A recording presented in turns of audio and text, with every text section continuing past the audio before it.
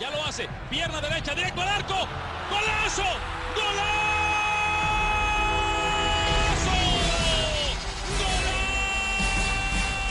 The world of football with a soccer perspective. This is Soccer Today with Duane, Rollins and Kevin Laramee. Live on the Sports Podcasting Network. Good day, good night, and welcome to Soccer Today for Thursday, August 29th, 2019. I'm Kevin Laramee, joined by Duane Rollins. As always, how you doing today, Duane? I'm doing well. I'm doing very well indeed. I'm trying to decide whether I'm terrified or pumped up for the Nations League games next week. It'd be nice to watch Canada at home, but God, I hate the international break, and I especially hate the September international break. But we have one more weekend before we have to deal with that. International break. It's been a while, eh? It's been a few weeks. It's been a few weeks since we had that. Since March, yeah. Yeah, it's been a few months. International break is coming next week, and we'll talk about the Canadian men's national team roster for the CONCACAF Nations League game versus Cuba in the Cayman Islands. We'll look at the roster later on. Also, the United States released their rosters for their upcoming friendly in the international break. But last night, Duane, there was a game in Major League Soccer. I was at the game in Montreal. Montreal 2, Vancouver 1. The second Canadian derby, I would say. The second-rate Canadian derby. But, it was a fun game. Montreal got the victory 2-1. It could have been very different. 2 penalties, even though the books will not say 2 penalties saved by Evan Bush. Practically speaking, Evan Bush stopped 2 penalties last night. And the Montreal Impact were able to win, Duane. And it's a character win, I would say. It's the type of win that we'll get all the cliches out of the way. Momentum swung from one side to the other with the saved penalty. And then Montreal were able to gain some confidence, get the equalizer, and eventually get the go-ahead goal. Maxi Urruti played a great game. Boyan is finding his feet in Montreal slowly, and he'll be fascinating to watch. A good game. A rainy night, but great game for Montreal, and a desperately needed win. If it wasn't for a win last night, Duane, I was going to say no playoffs for the Impact. They are still alive in my mind now. Yeah, I mean, look, it's still precarious. They're tied on points with TFC. Well, technically have the tiebreaker with one more win, but 2 more games played. So that's significant when you think about it that way. And less games played, although they are at home and they needed to get that win. Absolutely. I was calling this the Canadian Classico last night. Maybe it was a little bit unfair to the game. As in general, as you say, it did have some drama to it. But look, for the Whitecaps, I think that we'll touch on them real quickly because this is more about the Impact right now, and that's not just because of where we are. It's just reality. The Whitecaps are playing up the string, whereas Montreal's playing for something. But the Whitecaps, I think, considering how poorly they played in San Jose, this is a bit of it's a better effort for them. Of course, we'll see how they do in their next game as they try and fly back home. There's some story there. They're stuck at the airport again. I'm having trouble understanding that. How there's 12 direct flights from Toronto to Vancouver a day. Like, how are you? How? We're not in Toronto. We're in Montreal. I know, but there's 50 direct flights from Montreal to Toronto. So just get one of those and then go. But anyway.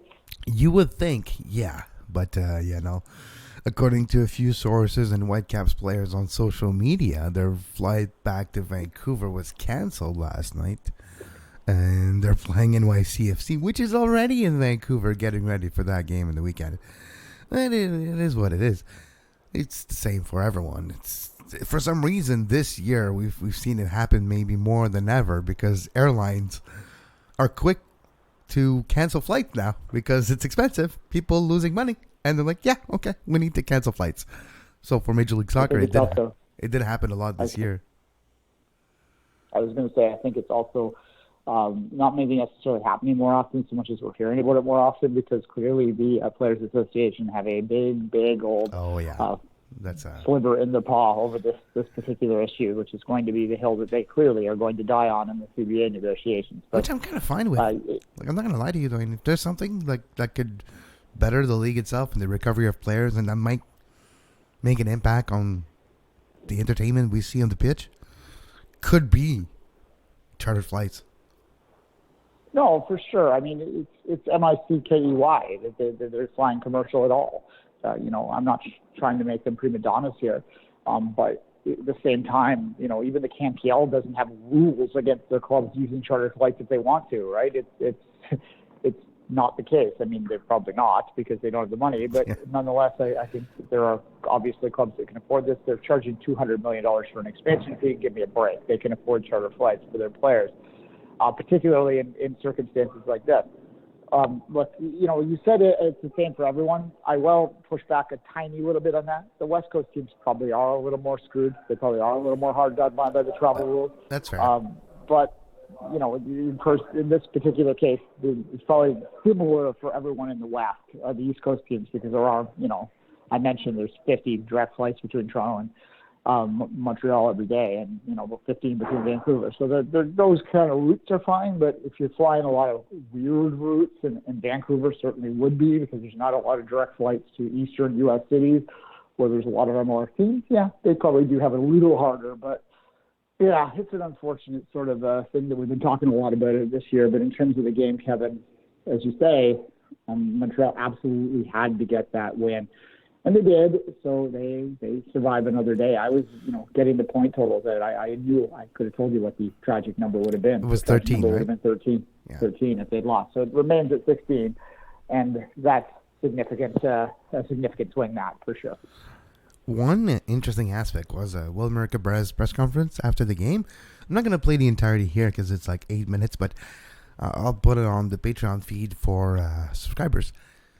It was very interesting. His conversation with players saying, don't be afraid to go forward, take some risk, stop being this conservative. And I think that was what Miguel was having difficulty with, is getting away from that conservatism as a manager. When you coach in a league like the Premier League and like Liga, and you have not necessarily the shadow of relegation, but when you have the realization that you need to defend more, you need to be more conservative. And I think that because of all his experience over the years, Miguel, it was difficult for him and his staff to let go that fear of, we have to be conservative, we can't be blown away, and then they get blown out anyways.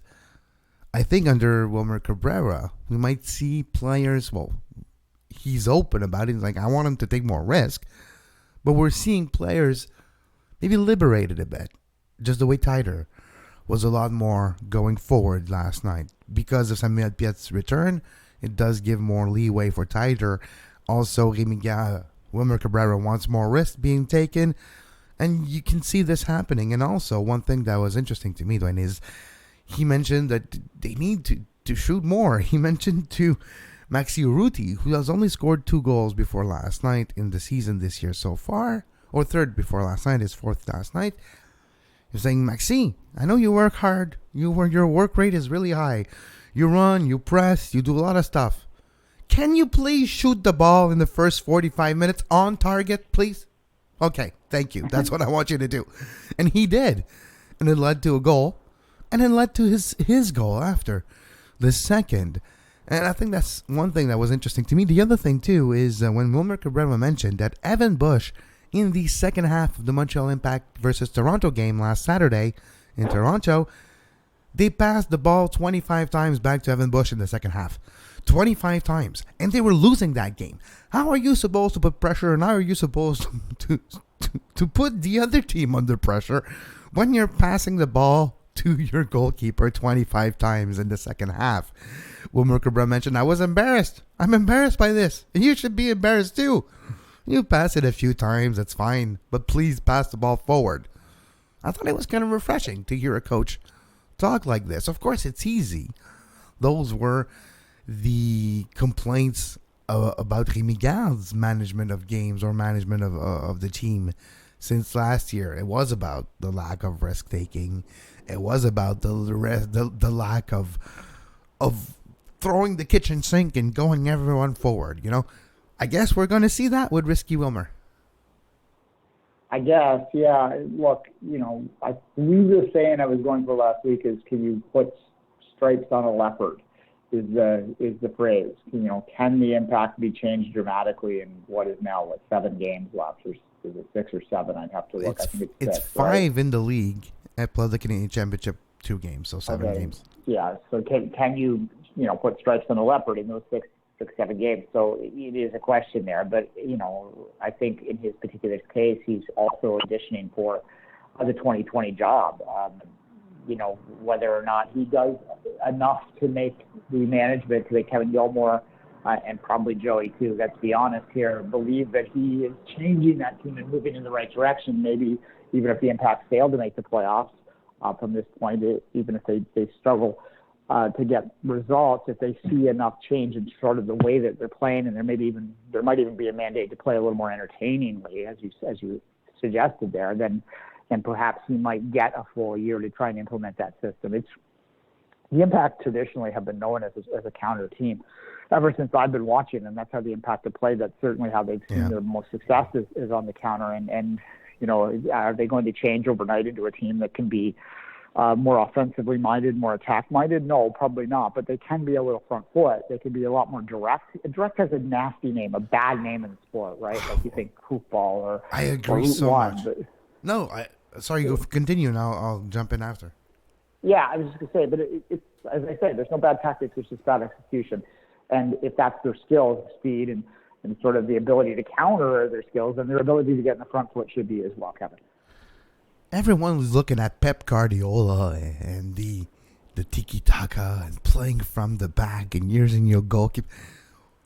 It's all well and good, but you need the players to do that. You need your players to be talented enough to be able to pull it off. And there's only like 5 teams in the world who can pull that off correctly with the amount of skills that they have. No Major League Soccer is in that group of 5 teams, by the way.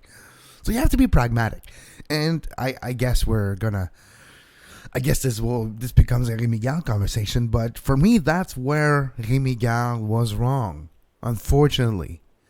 I don't know if in his personal life and in his other professional jobs that he had, if he was stubborn the way he has been with Major League Soccer. And when I mean that stubborn, not that he was stubborn and didn't want to listen to the league.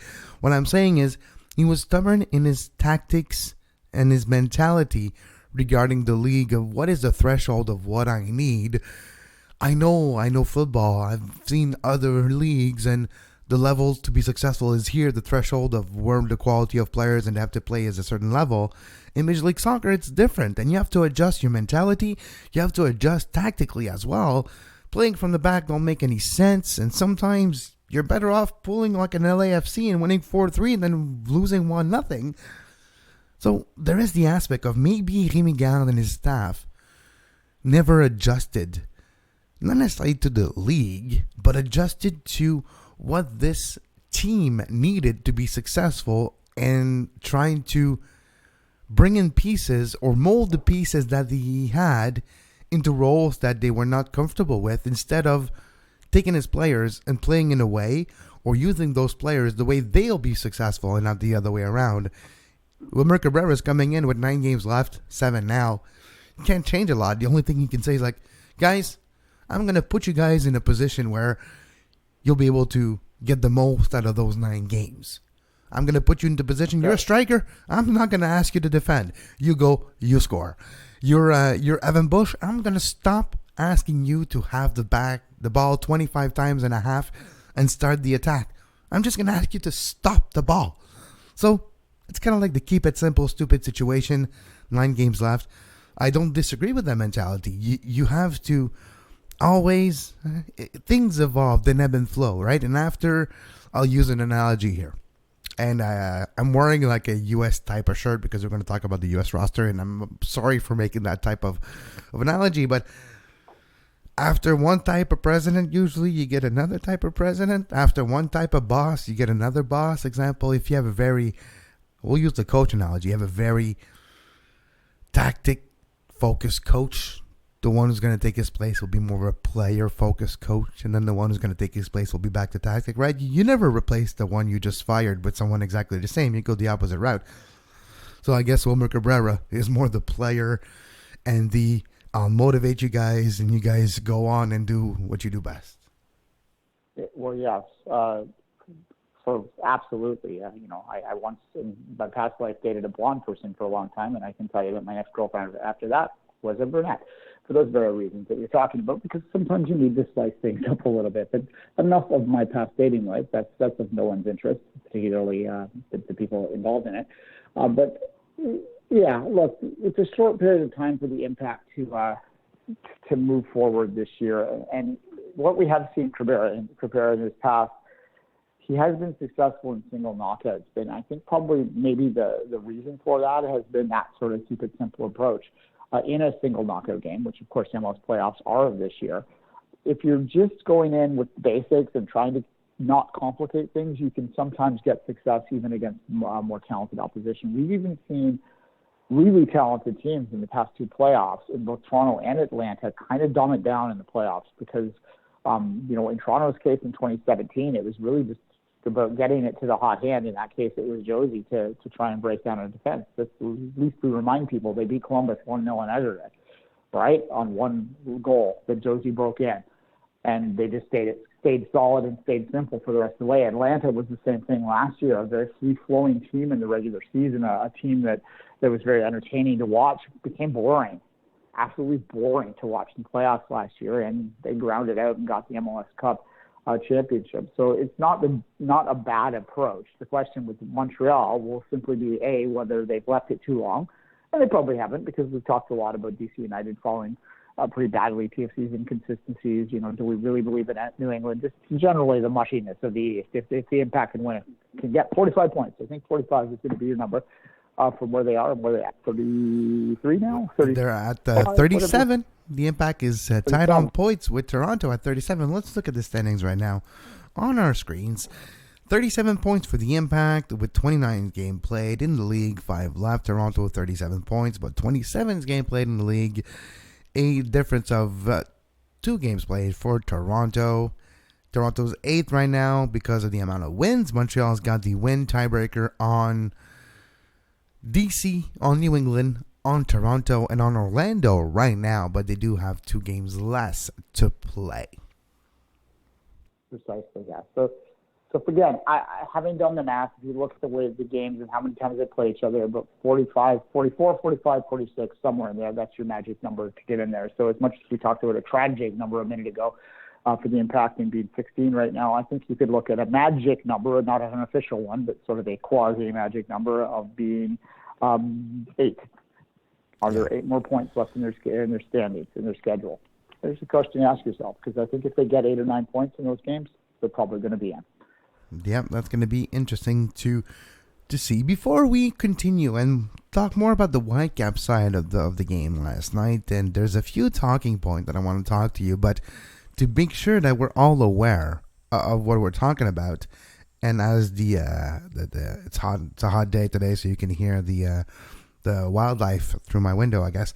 Here's the Marc Dos Santos post-game interview from last night. It's about 5 minutes, but I think it's worth it because of the content, the comments as well, of Marc Dos Santos after this loss. That's good.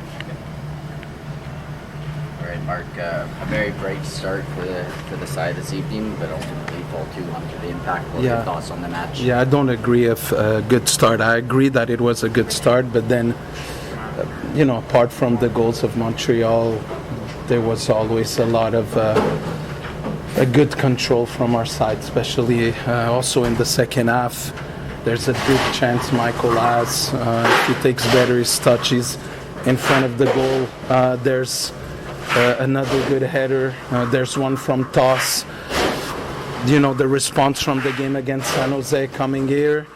There was fluidity. There was possession. There was good personality in the team. I think that the key point in the game is that penalty shot situation that I totally disagree. It's a huge mistake. These calls are not called. There's no chance it's called back in Atlanta, in Seattle, in LA. No chance. But it's called right now because we still have, we don't have the full respect right now of officials, and that's going to change. But it shouldn't be called. It needs to be clear and obvious.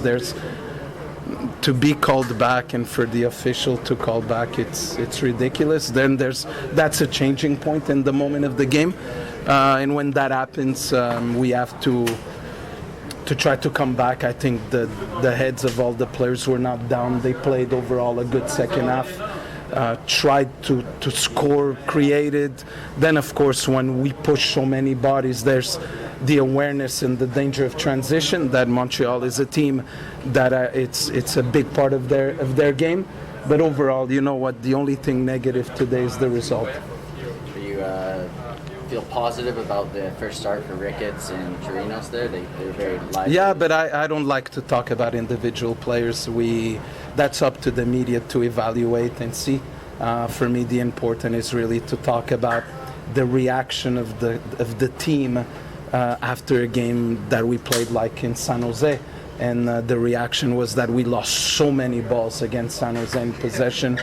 And today there was a reaction in 3 days of a much better possession game that we played.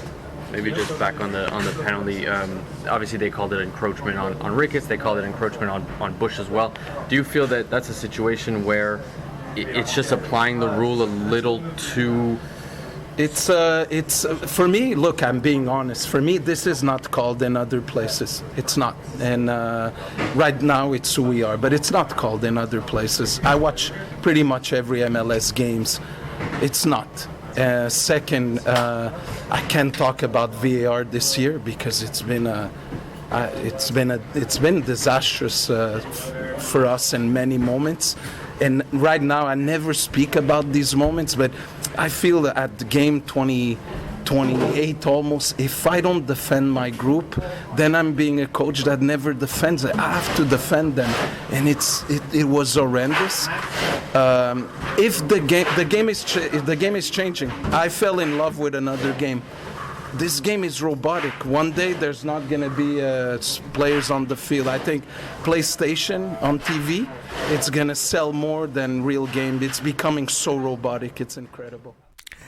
And we're back on Soccer Today. I'm Kevin Laramee, Duane Rollins. This was Marc Dos Santos, head coach of the Vancouver Whitecaps. A couple things I want to talk to you about after this interview, Duane. Of course, I think you're not the only one who would like to fire VAR into the sun. I think you can add Marc Dos Santos to that club. Yeah, oh, absolutely. And what he's saying there is why.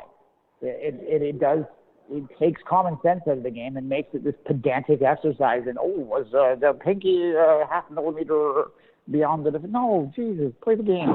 And I get there are some people that pull their hair out of that. They're just not my personality. I do not understand why it is so necessary to be exact. Let the human eye decide whether things are offside, whether handball is handball. Anyway, we're getting into our conversation, but the robotic stuff too, I think speaks to overcoaching in the game as well. And there are certain arguments to be made about that, whether or not it relates to last night's game or not. That's in the eye of the beholder, of course.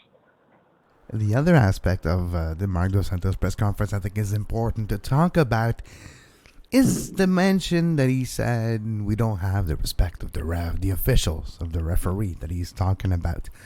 Because of a few calls not going their way, a few calls maybe this year. VAR has nothing to do with that, unfortunately. But when I looked at the game last night, and I look at Ismail Helfat, I'm probably not pronouncing his last name correctly, the referee of last night's game, I thought he did a pretty good job to try to keep this chippy game on the level. Things are actually well done last night. But for Marc Dos Santos, he was happy with the reaction of San Jose after a tough game. Vancouver after a tough game in San Jose. But of course, it was that momentum, that call, that penalty that has to be retaken. Not only because Ricketts was offside, but more importantly because Evan Bush stepped off his line too early. So it's a combination of both. If it was just Ricketts being offside, Montreal would have had a free kick after that missed penalty or the block penalty.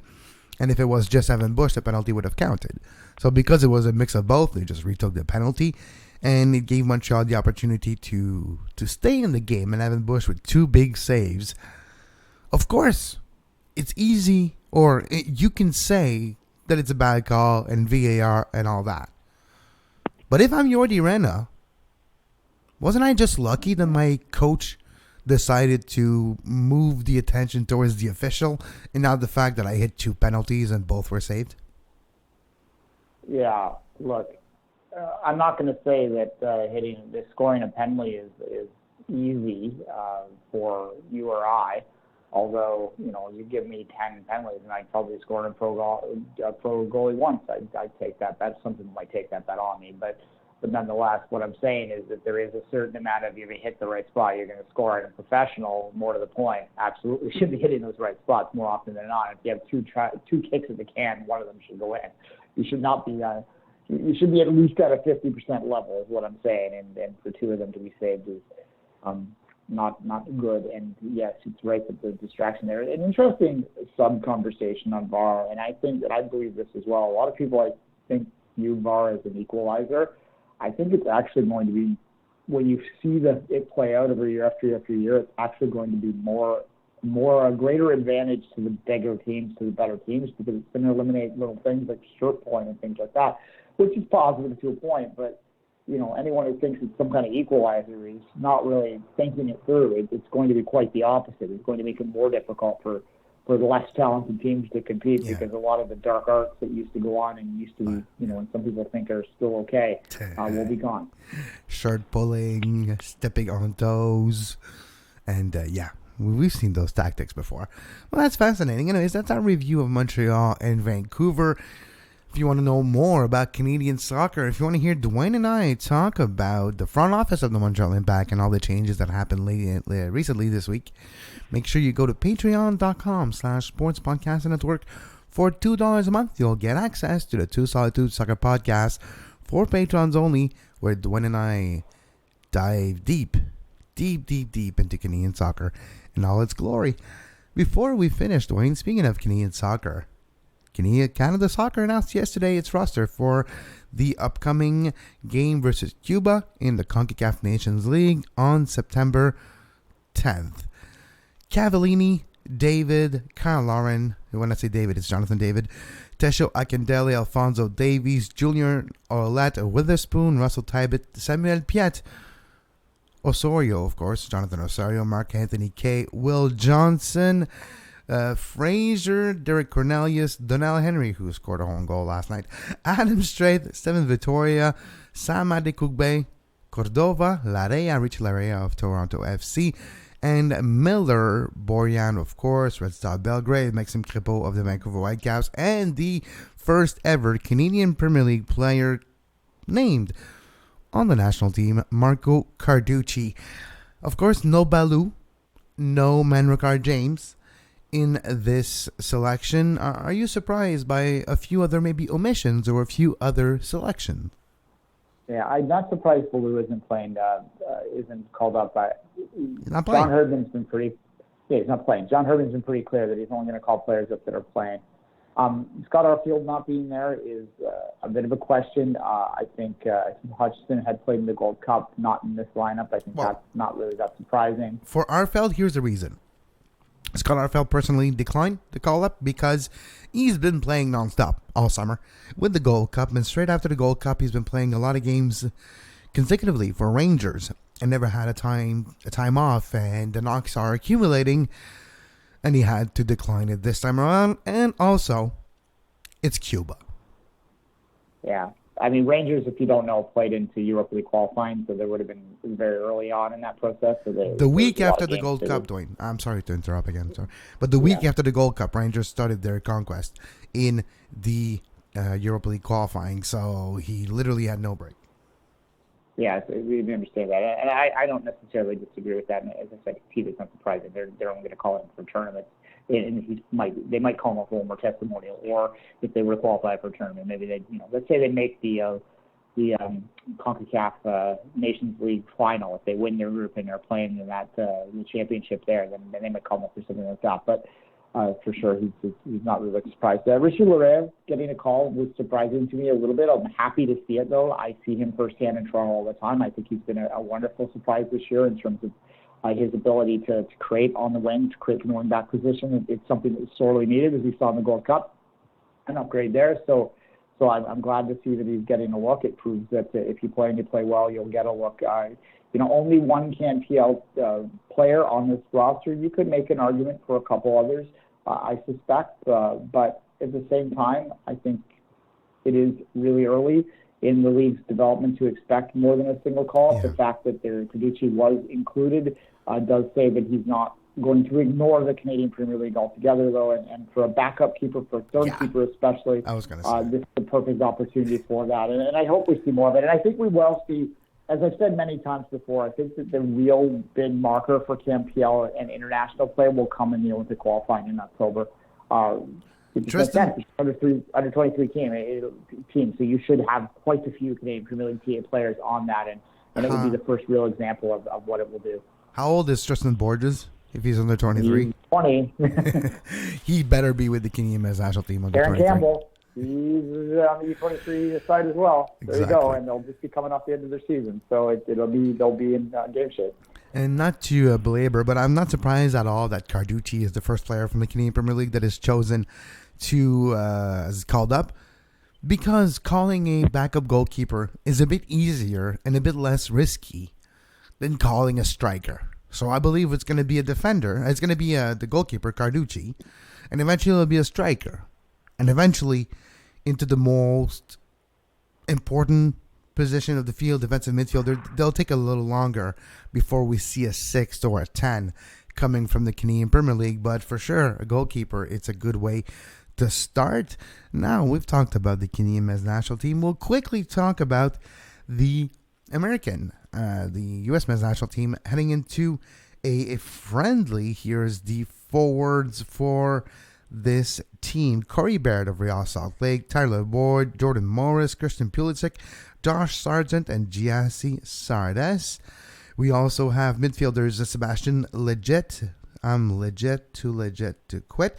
Weston McKennie, Alfredo Morales, Paxton Pomykal, the young great player for Dallas, Christian Roldan, Will Trapp, Jackson Yuel, Jesse Gonzalez, Brad Guzan, Sean Johnson, and Zach Steffen will be the goalkeepers and the defenders for this friendly. John Brooks, Reggie Cannon, Serginho Dest, Nick Lima, Aaron Long, the Aaron I'm Stuck in New York Long, Daniel Ream, Miles Robinson, and Walker Zimmerman. A younger U.S. men's national team also because of Toronto FC's playoff race.